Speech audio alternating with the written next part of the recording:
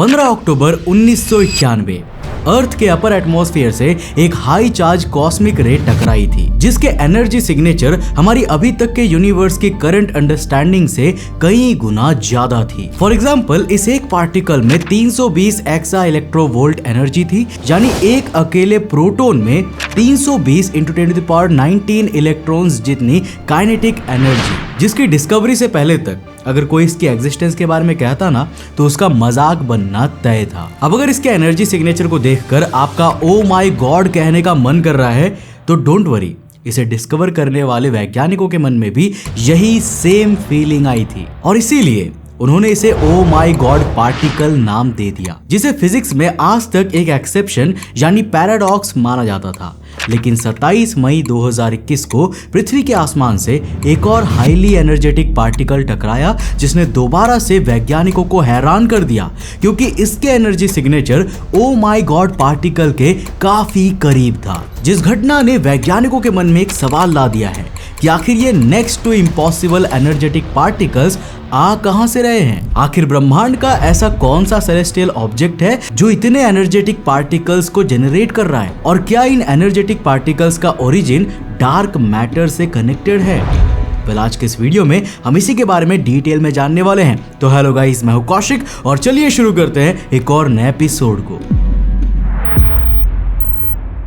साल 1966 में cosmic rays पर रिसर्च कर रहे वैज्ञानिक Kenneth Greisen, Georgiy Zatsepin and Vadim Kuzmin की स्टडीज में एक बात सामने आई कि 99.9% लाइट स्पीड पर ट्रैवल कर रहे हाईली एनर्जाइज्ड सब एटॉमिक पार्टिकल जब गैलेक्टिक स्पेस में लॉन्ग डिस्टेंस के बीच ट्रैवल करते हैं तो उस दौरान उस पर CMB यानी कि कॉस्मिक माइक्रोवेव बैकग्राउंड एक स्लोइंग फोर्स की तरह काम करता है, जो इनसे लाखों सालों के लॉन्ग पीरियड में इंटरैक्ट करते हुए इनके एनर्जी लेवल्स को लगातार कम करता जाता है। मतलब कि अगर लाइट का एक पार्टिकल पॉइंट A से पॉइंट B की ओर आ रहा है तो इस दौरान उसके ट्रैवल के बीच में कॉस्मिक माइक्रोवेव बैकग्राउंड उसे लगातार स्लो करता रहता है, जो लॉन्ग रन में इन कॉस्मिक पार्टिकल्स को कभी भी 50 एक्सा इलेक्ट्रॉन वोल्ट यानी कि 5 × 10⁻19 इलेक्ट्रॉन वोल्ट से ज्यादा एनर्जी पर पहुंचने नहीं देता। यानी ये कॉस्मिक माइक्रोवेव बैकग्राउंड इन कॉस्मिक पार्टिकल्स के एनर्जी लेवल्स पर एक लिमिट लगा कर रखता है, जिसे हम GZ के लिमिट कहते हैं, यानी कि ग्रेसन जेटसेपिन कुज़्मिन लिमिट। अर्थ को हिट करने वाले ऑलमोस्ट सभी कॉस्मिक रे पार्टिकल्स GZ के लिमिट के अंडर ही होते हैं, लेकिन इसमें भी कुछ एक्सेप्शंस हैं। कुछ ऐसे पार्टिकल्स होते हैं जो GZ के लिमिट को ब्रेक ही नहीं करते, बल्कि उससे कई गुना ऊपर चले जाते हैं, जिनका एग्जिस्टेंस हमारे यूनिवर्स के लॉज एंड फिजिक्स के अंडरस्टैंडिंग के मुताबिक पॉसिबल ही नहीं था,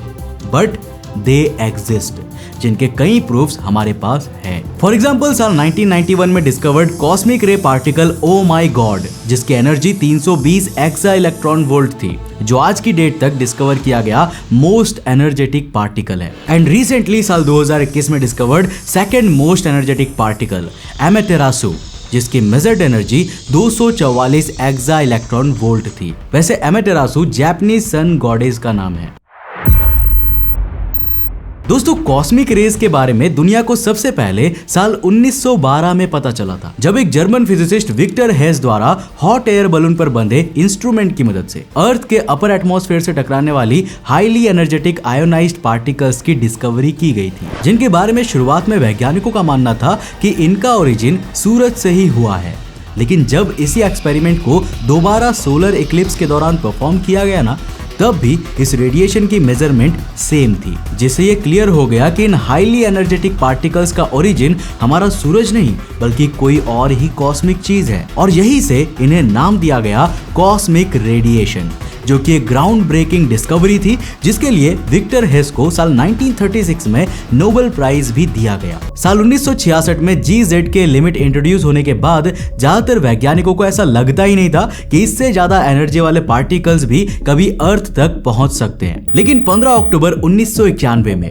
अमेरिका के ऊटा स्टेट में मौजूद डगवे प्रूविंग ग्राउंड में लगाए गए फ्लाइज आई कॉस्मिक रे डिटेक्टर ने रात के आसमान में एक बहुत ही अजीब और हाई एनर्जी पार्टिकल को डिटेक्ट किया, जिसकी energy shockingly 320 exa electron volt थी। और जैसा कि मैंने आपको पहले ही बताया वैज्ञानिकों के मुताबिक किसी एक सब एटॉमिक पार्टिकल में इतनी एनर्जी का होना सुपर सुपर सुपर रेयर है, यानी ऑलमोस्ट नेक्स्ट टू इम्पॉसिबल है। पर आखिर ऐसा क्यों? Well, let me explain. तो ओ माय गॉड पार्टिकल की एनर्जी का नंबर 320 एक्सा इलेक्ट्रॉन वोल्ट है, राइट? और क्योंकि 1 exa electron volt equals to 1 billion giga electron volts होता है, यानी मैथमेटिकली एक एक्सा इलेक्ट्रॉन वोल्ट का मतलब किसी एक इलेक्ट्रॉन में 1 अरब इलेक्ट्रॉन्स जितनी काइनेटिक एनर्जी मौजूद हो। अब अगर हम ओ माय गॉड पार्टिकल का एग्जांपल ले ले जिसके energy level 320 exa electron volt है, तो ये नंबर और भी रिडिकुलस हो जाता है। इन शॉर्ट कहूं तो ओ माय गॉड पार्टिकल में 320 अरब गीगा इलेक्ट्रॉन वोल्ट्स यानी कि 320 इंटू 10⁻18 इलेक्ट्रॉन्स की काइनेटिक एनर्जी समाई हुई थी। ये एनर्जी इंसानों द्वारा बनाए गए मोस्ट पावरफुल एक्सेलरेटर यानी कि लार्ज हैड्रॉन कोलाइडर में अभी तक सबसे ज्यादा एक्सेलरेट किए गए पार्टिकल से भी कई गुना ज्यादा है। इसीलिए उस समय इस पार्टिकल की खोज एक ऐसा करिश्मा थी जिसके होने का अंदाजा इससे पहले ना के बराबर था। और बहुत से वैज्ञानिक तो आज तक इसे एक टेक्निकल एरर ही मानते थे, पर आफ्टर 30 इयर्स यानी कि 30 साल के बाद रिसेंटली हमने दोबारा इस एनर्जी लेवल के काफी करीब पहुंचने वाले साल 1991 के बाद सेकंड मोस्ट एनर्जेटिक कॉस्मिक रे को डिस्कवर किया, जिसे वैज्ञानिकों द्वारा जापानीज सन गॉडेस के नाम पर एमेतेरासु नाम दिया गया है। एमेतेरासु पार्टिकल 27 मई 2021 ऊटा में लगे 507 अलग अलग सरफेस डिटेक्टर से बने स्क्वायर ग्रिड एरे टेलीस्कोप ने एक हाई एनर्जी पार्टिकल को ट्रैक किया जिसके एनर्जी सिग्नेचर्स किसी नॉर्मल कॉस्मिक रे से काफी ज्यादा हाई थी। अब इन पर रिसर्च कर रही ओसाका मेट्रोपॉलिटन यूनिवर्सिटी के मुताबिक इस कॉस्मिक रे पार्टिकल की एनर्जी 240 एक्सा इलेक्ट्रॉन वोल्ट थी, जो कि ओ माय गॉड पार्टिकल की 320 एक्सा इलेक्ट्रॉन वोल्ट की एनर्जी से तो कम है। लेकिन इसके बावजूद ये एनर्जी इतनी ज्यादा है कि ये पार्टिकल अभी तक का खोजा गया दूसरा सबसे हाई एनर्जी कॉस्मिक पार्टिकल है। वैसे एमेतेरासु पार्टिकल को भले ही 2021 में ही डिस्कवर कर लिया गया हो, लेकिन उस समय इसकी हाई एनर्जी सिग्नेचर को देखते हुए वैज्ञानिकों को इस पर यकीन ही नहीं हुआ था, जिसके कारण इस पर लंबी रिसर्च के बाद ही इस डिस्कवरी को पब्लिश किया गया। जिस डिस्कवरी के बारे में 23 नवंबर 2023 को नेचर जर्नल में एक डिटेल्ड आर्टिकल पब्लिश किया गया। अब इस रिसेंट डिस्कवरी के बाद oh my God particle and Amaterasu जैसे पार्टिकल्स की एग्जिस्टेंस एंड ओरिजिन पर दोबारा से बहस शुरू हो गई। पर ज्यादातर वैज्ञानिकों के मुताबिक इस तरह के हाईली चार्ज पार्टिकल की एग्जिस्टेंस तभी पॉसिबल है जब इनका ओरिजिन मिल्की वे गैलेक्सी के less than 200 million light years में किसी highly energetic event like supernova, neutron star या फिर ब्लैक होल से हुआ हो। और इसी सिचुएशन में ये पार्टिकल डीप स्पेस में ट्रैवल करने के बावजूद भी इतनी हाई एनर्जी को बनाए रखते हुए अर्थ तक पहुंच सकते हैं। पर यहाँ पर एक ट्विस्ट है। तो देखो, टिपिकली ये हाई एनर्जी पार्टिकल्स भी अर्थ के एटमॉस्फेयर को पार करके सरफेस तक नहीं पहुंच पाते, बल्कि जब ये एटमॉस्फेयर से टकराते हैं तभी ये अपनी एनर्जी को एटमॉस्फेयर के अदर पार्टिकल में ट्रांसफर कर देते हैं, जिससे दूसरे एटम्स के सब एटॉमिक पार्टिकल्स भी आयोनाइज्ड हो जाते हैं, जिनसे इस सेकेंडरी एनर्जी पार्टिकल्स की रेन ही अर्थ सरफेस तक पहुंच पाती है। अब इस तरह कॉस्मिक रेज के बार बार अपर एटमॉस्फेयर को हिट करने पर यह प्रक्रिया बार बार रिपीट होता रहता है, जिससे इन सेकेंडरी आयोनाइज्ड पार्टिकल्स का शावर क्रिएट होता है जो लगातार पृथ्वी के सरफेस पर गिरता ही रहता है, जिनकी मदद से अपर एटमॉस्फेयर से टकराने वाले प्राइमरी कॉस्मिक रेज पार्टिकल के एनर्जी एंड स्पीड को कैलकुलेट करने के लिए हमें इन सेकेंडरी पार्टिकल्स को काफी ज्यादा अमाउंट में कैप्चर करना होता है, और जिसके लिए हमें एक बड़े एरिया में फैले टेलीस्कोप की जरूरत पड़ती है, जस्ट लाइक एरे टेलीस्कोप जो कि 762 स्क्वायर किलोमीटर में फैला हुआ है, जिसमें जब ये सेकेंडरी पार्टिकल्स एरे टेलीस्कोप के अलग अलग डिटेक्टर्स पर टकराते हैं ना, तो उन सभी की इंफॉर्मेशन को एक साथ कंबाइन करके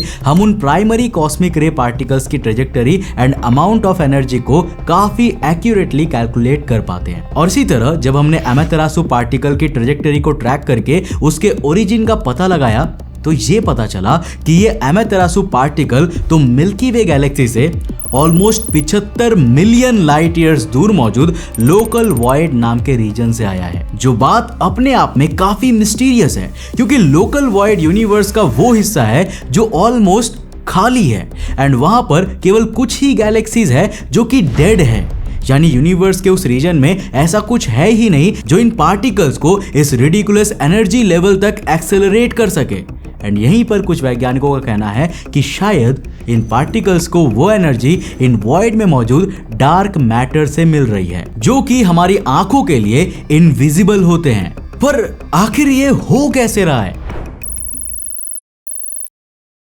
साल 2015 से लेकर अब तक नासा ने ISS में लगे अपने कैलोरीमेट्रिक इलेक्ट्रॉन टेलीस्कोप यानी कि CET की मदद से करीब 7 मिलियन से ज्यादा कॉस्मिक रे पार्टिकल्स के origin and energy related data को कलेक्ट किया है, जिनका ज्यादातर origin black hole accretion disc या सुपरनोवा इवेंट्स ही होते हैं। लेकिन अमातेरासु पार्टिकल के केस में ये चीजें और भी इंटरेस्टिंग हो जाती है। देखो, कई वैज्ञानिकों के मुताबिक क्योंकि इसकी ट्रेजेक्टरी लोकल वॉइड की ओर इसका ओरिजिन पॉइंट आउट करती है, तो हो सकता है कि यूनिवर्स के उस खाली रीजन में मौजूद डेड गैलेक्सीज के गैलेक्टिक न्यूक्लियस, जो कि सुपर मैसिव ब्लैक होल होते हैं, वो ही अपनी स्ट्रॉन्ग ग्रेविटी एंड एक्सेलरेशन से अपने आसपास मौजूद डार्क मैटर को किसी तरह इन हाई एनर्जी प्रोटॉन्स में बदल रहा है। अब इस थियरी के पीछे कोई साइंटिफिक वजह तो नहीं है कि ये कैसे हो रहा है, पर क्योंकि हम डार्क मैटर और इन हाई एनर्जी पार्टिकल्स के बारे में अभी ज्यादा कुछ नहीं जानते, तो इस थियरी को अभी प्रूव या डिसअप्रूव करना भी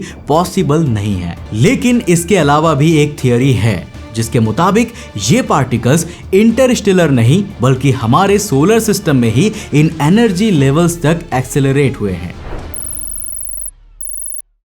तो जैसा कि हम जानते हैं कि हमारे सोलर सिस्टम के अराउंड एक प्रोटेक्टिव बबल है, जिसका फॉर्मेशन सूरज के गैलेक्सी में लगातार मूव करने के दौरान इंटरस्टेलर मीडियम के साथ सूरज से निकलने वाले सोलर विंड एंड सूरज के मैग्नेटिक फील्ड से टकराने से होता है। ये बाउंड्री इंटरस्टेलर रेडिएशन को सोलर सिस्टम के अंदर एंटर करने से रोकता है, पर वैज्ञानिकों के मुताबिक इस बाउंड्री पर कई बार interstellar particles and solar winds और सूरज के मैग्नेटिक फील्ड के पावरफुल टकराव के बीच कई बार कुछ सूरज से निकलने वाले फास्ट मूविंग पार्टिकल्स फंस जाते हैं, जो लगातार इस रीजन में मौजूद दूसरे एनर्जेटिक पार्टिकल से लगातार टकराते ही रहते हैं और धीरे धीरे इनकी स्पीड और इनकी एनर्जी इंक्रीज होती जाती है। और अब अगर इन हाईली एनर्जेटिक पार्टिकल्स को इस रीजन में पार्टिकल्स की हो रही इस बम्बार्डिंग से निकलने का कोई गैप यानी कि कोई भी मौका मिलता है, तो वो तेजी से बाहर निकलते हुए जाते हैं। ऐसे में अगर इनके बीच में अर्थ आती है तो ये उसे भी जाकर हिट कर सकते हैं, जो कि इतने बड़े सोलर सिस्टम में काफी रेयर होगा, लेकिन इसके चांसेस है।